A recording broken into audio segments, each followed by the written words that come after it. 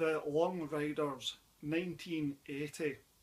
Now, unless I am missing something, this was made by United Artists.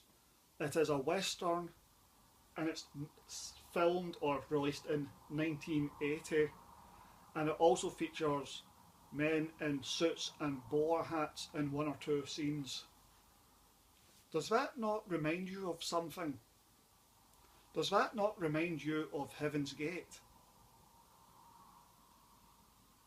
So I think it's fair to say this is a more successful film than Heaven's Gate.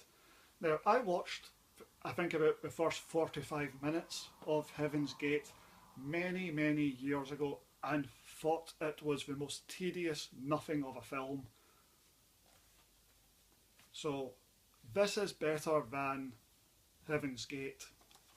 That goes without saying, I guess, although some people have reclaimed Heaven's Gate as being some sort of maligned, misunderstood masterpiece.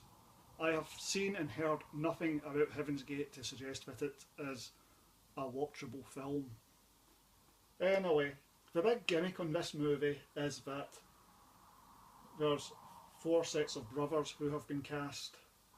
So David Carradine, Keith Carradine, Robert Carradine, James Keach, Stacey Keach, Dennis Quaid, Randy Quaid, Christopher Guest, the comedian, and Nicholas Guest.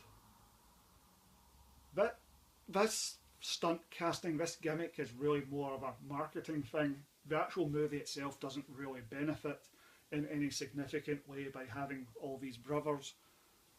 They don't really look all that alike, in my opinion, although maybe other people think otherwise. Dennis Quaid is unrecognisable. I could not have picked him out of a lineup and said that was Dennis Quaid. I can only assume he was very young when he made this and his features became different looking over time.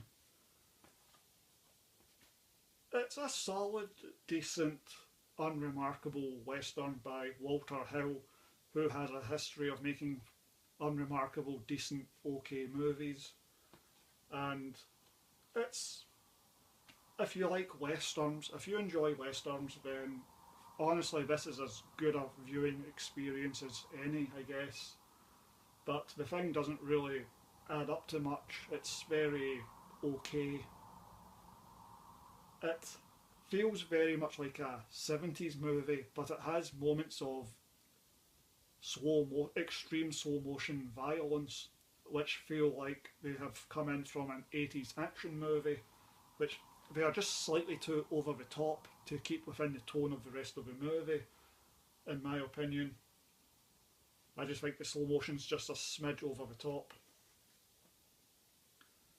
There was one location, there was a farm that was clearly filmed over 2 locations, because you're on a farm, on flat land, nowhere near water, and then it cuts to the back of the hut, the barn, and it turns out the barn is supposedly backing onto a hillside with a waterfall beside it and running water, a river. Those 2 locations, which are presented as one location, are most certainly not the one place. Very unconvincing, very unconvincing.